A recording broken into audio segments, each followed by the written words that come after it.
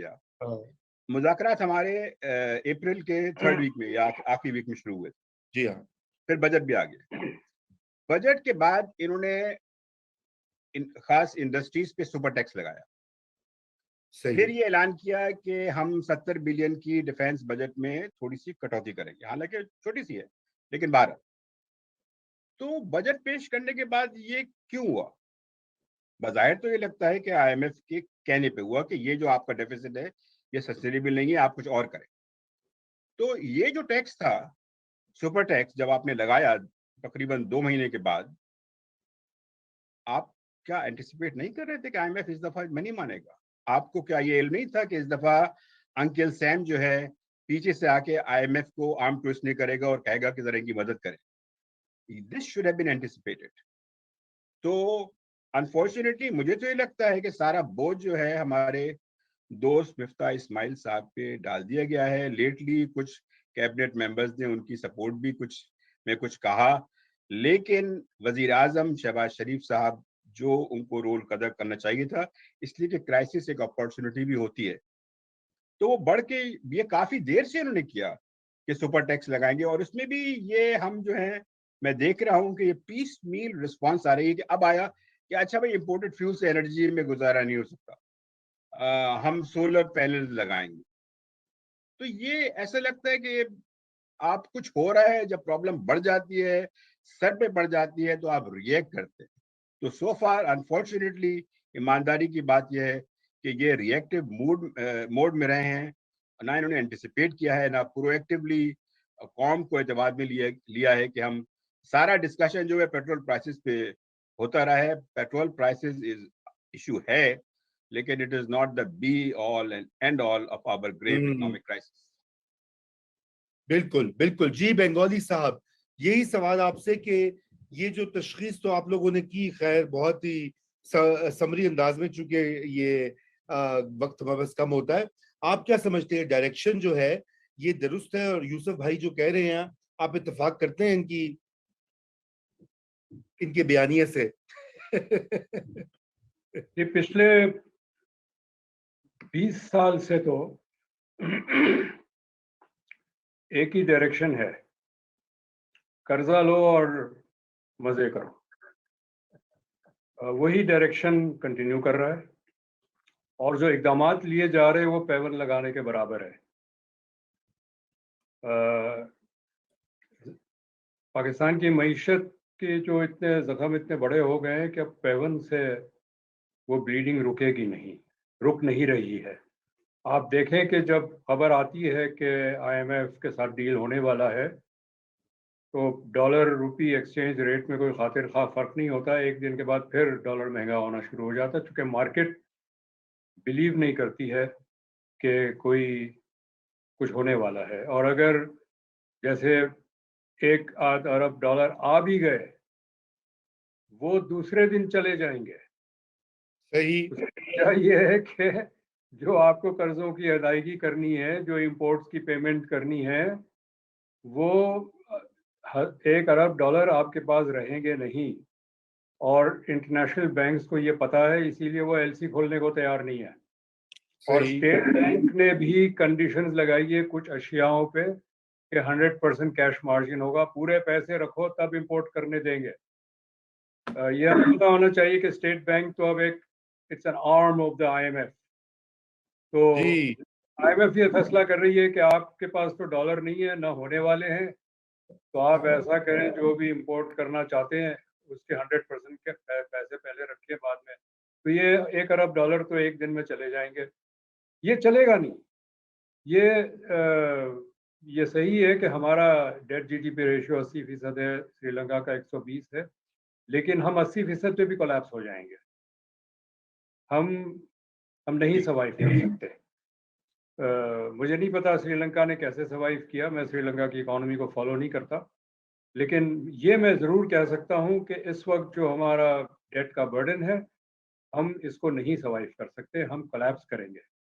और इकोनॉमी के कुछ बुनियादी सेक्टर्स अगर जब कोलैप्स करते हैं, तो दूसरे सेक्टर्स मजबूत होने के बावजूद भी एक डोमिनो इफेक्ट के तहत कोलैप्स करते हैं। یہ آلریڈی ہونا شروع ہو گیا ہے. بہت ساری چیزوں کی اشیاء شروع ہو جائے گی. چند ہفتوں کی بات ہے, مہینوں کی بات نہیں ہے. گندم, کھانا پکانے کا تیل, یہ چیزیں مارکیٹ میں شارٹ ہونی ہے, چونکہ ہم امپورٹ پہ انحصار کرتے ہیں اور ڈالر ہے نہیں اور کوئی ایل سی کھولنے کو تیار نہیں ہے. گیس کا یہ حال ہے کہ جنہوں نے ہمیں سپلائی کرنا ہے, ہم نے ایل سی کھولی ہوئی ہے, وہ ڈیفالٹ کر رہے ہیں. وہ ان کو کہیں اور اچھے پیسے مل گئے, وہ ہمارا جہاز ڈائیورٹ کر کے وہاں لے گئے. یہ فارن پالیسی کا فیلئر ہے. ان کو کوئی ڈر نہیں ہے کہ پاکستان کوئی پیونیٹیو ایکشن لے گا ان کے خلاف کانٹریکٹ کو وائلیٹ کرنے کا. ہمیں تو ہر شخص کورٹ لے جاتا ہے, لیکن ہمارے پاس کیپیسٹی نہیں ہے کہ ہم کسی کو کورٹ لے جائیں گے. وہ جو فورن لائرز کو ہائر کرنے ہوں گے اس کے بھی پیسے نہیں ہوں گے ہمارے پاس. تو حال ہمارا بہت ہی برا ہے. اور جو فیصلے کرنے والے لوگ بیٹھے ہیں راولپنڈی اور اسلام آباد میں, ان کو واقعی کوئی سمجھ نہیں ہے. اور میرا چونکہ گورنمنٹ میں پچھلے 10 سال میں واسطہ رہا ہے کام کرنے کا, فیڈرل گورنمنٹ میں بھی, میں آپ کو یقین سے کہہ سکتا ہوں کہ ہماری جو فائنانس منسٹری کی بیوروکریسی ہے ان کے پاس کیپیسٹی نہیں ہے. یوسف نظر نے کہا کہ ہمیں کچھ چیزیں اینٹیسپیٹ کرنی چاہیے تھی اور فٹ ورک کریں تاکہ ہم کوئی راستہ نکالے, جیسے ٹرکی نے نکالا ایران سے تیل گیس خریدنے کا. ہماری بیوروکریسی کے پاس یہ کیپیسٹی نہیں ہے. ایک فکسڈ روٹ پہ یہ چلتے ہیں اور حکومت کے فیصلے جو ہے نا وہ فائلوں پہ ہوتے ہیں. مطلب میں نے ایک فائل پہ نوٹ لکھا پلیز ڈسکس یا پلیز کامنٹ, یوسف نظر نے اس پہ کامنٹ کر کے مرتضیٰ صاحب کو بھیج دیا, مرتضیٰ صاحب نے کامنٹ کر کے رضا کو بھیج دیا. وہ اس طرح فیصلے نہیں ہوتے. ایک اسٹریٹجی سیشنز ہونی چاہیے, اور میں یقین سے کہہ سکتا ہوں کہ یہ سیشنز اس طرح کے نہیں ہوتے. اگر ہوتے ہیں تو پرانے مفروضوں پر ہی بات ہوتی ہے, کوئی نئی بات نہیں ہوتی. میں کچھ پرانی بات ہے, 15 سال کی بات ہے, ایک پروجیکٹ پہ کام کر رہا تھا وہاں, تو میں اس کے ایشوز سمجھا رہا تھا اس کے جوائنٹ سیکرٹری کو. تو تھوڑی دیر کے بعد سننے کے بعد مجھے کہتے ہیں کہ سر آپ بات صحیح کر رہے ہوں گے, ہمارا کام سے فائل کا پیٹ بھرنا ہے. تو یہ 15 سال پرانی بات ہے, لیکن جب میں 2008 کے بعد حکومت میں رہا ہوں تو مجھے کوئی اسپارک کہیں سے نظر نہیں آیا کہ کیا کریں, کیسے ہم مولڈ کو بدلیں. اور یہ مولڈ اس وقت تک نہیں بدلے گا جب تک اس کا انیشیٹو جو ہے وہ راولپنڈی سے نہیں آئے گا, کیونکہ بیسیکلی لاک جیم وہاں پر ہے. اور ہمیں مثلاً اسٹرکچر کی میں بات کر رہا تھا, ہمیں این ایل سی کو ڈسبینڈ کرنا پڑے گا اور ریلوے کو بحال کر کے گڈس ٹرانسپورٹیشن جو ہے ریل کے ذریعے کریں. این ایل سی کو اگر ڈسبینڈ نہ بھی کرے تو اسے شارٹ ڈسٹینس گڈس ٹرانسپورٹیشن کے لیے رکھیں, لانگ ڈسٹینس جو ہے وہ ریل کو بنائیں. ایک کنٹینر ٹرینز چلائیں اور کنٹینر اٹھا کے آپ ٹرک پہ ڈالیں اور وہ پھر شارٹ ڈسٹینس ڈیلیور کر دیں. یہ ایک اسٹرکچرل چینج ہے ٹرانسپورٹیشن میں. اس سے تقریباً 15% آئل کنزمپشن ہماری کم ہوگی. اس کا مطلب امپورٹ کم ہوگا, ڈالر کی ریکوائرمنٹ کم ہوگی. ہم ابھی بھی فرنس آئل استعمال کر رہے ہیں بجلی پیدا کرنے میں. پاور جنریشن ہماری امپورٹ لابی اتنی مضبوط ہے کہ ملک ڈوب رہا ہے, لیکن ان کے جو معاملات ہیں وہ ترجیح ہونے چاہیے. پیپر انڈسٹری ملک کو ڈبو رہی ہے, آٹو موبائل انڈسٹری ملک کو ڈبو رہی ہے. میرا اپنا خیال ہے کہ تمام نان کمرشل وہیکلز کی امپورٹ اور لوکل اسمبلی پہ بین لگنا چاہیے. اس سے ڈومیسٹک آٹو موبائل انڈسٹری ہٹ لے گی, لیکن یہ ہٹ دینا ضروری ہے کیونکہ ان کی وجہ سے معیشت کی جو جہاز ہے وہ ایک طرف سے ڈوب رہا ہے. یہ اکثر ایف بی آر کا اسٹیٹمنٹ ہوتا ہے, ابھی بھی ریسنٹلی بھی تھا کہ ہم نے ٹارگیٹ کراس کر دیا ریونیو کے. اس کو ذرا ڈیکمپوز کریں. ریونیو آپ کو زیادہ تر مل رہا ہے. 6 مہینے پہلے میں نے کیلکولیشنز کی تھی, وہ 2/3 of the revenue increase was customs duty. جی تو جہاز کا ایک طرف آپ جھنڈا چلا رہے ہیں کہ آپ نے ریونیو بڑھا دیا, لیکن پیچھے دیکھیں تو جہاز جو ہے ٹریڈ ڈیفیسٹ کے بوجھ سے پانی کے نیچے جا رہا ہے. تو ٹریڈ ڈیفیسٹ کریٹ کر کے ریونیو بڑھائے اور خوب آپ اپنی تعریف کریں. یہ مجھے سمجھ نہیں آتی, ان کی عقل پہ سمجھ نہیں آتی اسلام آباد کی. یہ بہت شدید مسئلہ ہے.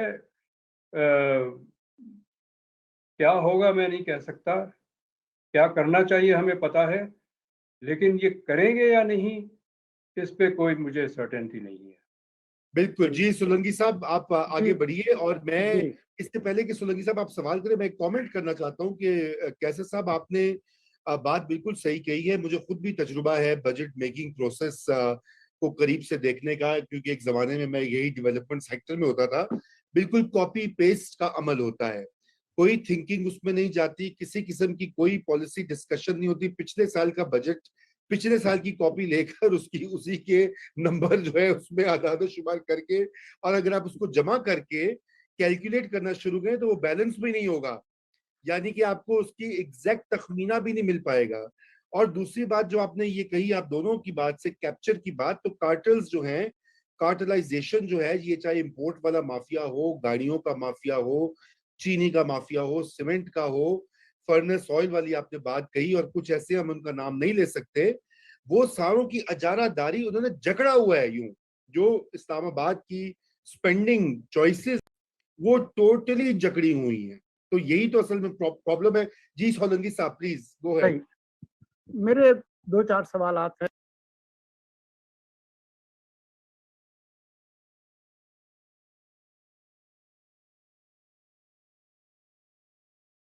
امپورٹ والا مافیا ہو, آپ جن بگ ٹکٹ آئٹمس کی بات کر رہے ہیں, معیشت میں کچھ بنیادی تبدیلیوں کی بات کر رہے ہیں, آپ کو لگتا ہے کہ ہماری جو سیاسی قیادت ہے وہ اتنے بڑے فیصلے کرنے کے لیے تیار ہیں؟ ان کے ساتھ آپ کا بھی میل جول رہتا ہے, ملاقات رہتی ہے, ایکچوئل یا ورچوئل, دونوں صورتوں میں. کیا آپ کا مشاہدہ ہے کہ وہ کس نے کل کیا کہا, آج کیا کہا ہے, اور میں نے اس کا کیا جواب دینا ہے؟ اس سے ہٹ کر یہ جو بنیادی جو معاملات ہیں ان پر ان کی توجہ ہے, اور کیا ہمارا جو نیشنل لینڈسکیپ ہے سیاست کا, اس میں سیاسی قیادت اور جو تگڑے لوگ ہیں وہ ان معاشی مسائل پر کوئی نیشنل ڈائلاگ کرنے کے لیے تیار ہیں؟ اگر نیشنل ڈائلاگ نہیں ہوگا تو نیشنل کنسنسس کیسے آئے گا, اور نیشنل کنسنسس نہیں آئے گا تو یہ نئے بنیادی فیصلے جو ہے وہ کیسے ہوں گے؟ یوسف نظر صاحب. شکریہ. بہت ہی, میں تو کہوں گا کہ یہ $380 بلین کوشچن ہے, اس لیے کہ پاکستان کی اکانومی کا سائز یہی ہے تقریباً. مجھے تو کوئی آسان نظر نہیں آتے, صاف بات ہے. وہ اس لیے کہ ہماری جو ایلیٹس کی توجہ صرف پاور گیمز پہ ہے. Power, it is power every day morning, it is about power. چاہے وہ ان کے ایکشنز ہوں, چاہے وہ ان کی تقریریں ہوں, چاہے ان کا وہ سوشل میڈیا پہ جو کچھ کہتے ہیں, اس کا جو صرف نظر آتا ہے وہ یہ کہ اٹس آل اباؤٹ پاور. اور اب تو یہ بھی ہو گیا ہے, صاف بات یہ ہے کہ پاور سے زیادہ یہ ہے کہ وہ ہر ایک اس بات پہ مصر ہے یہ میسج دینے کو اسٹیبلشمنٹ کو کہ ہم زیادہ اچھی نوکری کر سکتے ہیں. تو جس ملک میں یہ صورتحال ہو اور راولپنڈی والے خود نہ صرف یہ سمجھنے کو تیار نہ ہو, بلکہ ان میں یہ بھی نظر نہیں آتا کہ وہ ریئلائزیشن ہے کہ کس سنگین ہمیں صورتحال کا سامنا ہے, تو پھر اس میں کوئی آپٹیمزم کی گنجائش تو بہت کم ہے. آپ نے بات کی نیشنل ڈائلاگ کی. نیشنل ڈائلاگ ہمارا کیا ہے؟ ہمارا نیشنل ڈائلاگ یہ ہے کہ کسی کی بے عزتی ہو گئی, کسی وزیر کی یا رہنما کی, وہ سارا دن جو ہے ہمارے ٹی وی چینلز جو ہے وہ اس کو چلاتے رہیں گے اور اس پہ تبادلہ خیال ہوتا رہے گا، یا پھر کسی کے ساتھ کوئی اور بدتمیزی کی گئی تو وہ بدتمیزی جو ہے اس کے ٹرینڈ چلتے رہیں گے. یہ تو ہمارا لیول آف نیشنل ڈائلاگ ہے.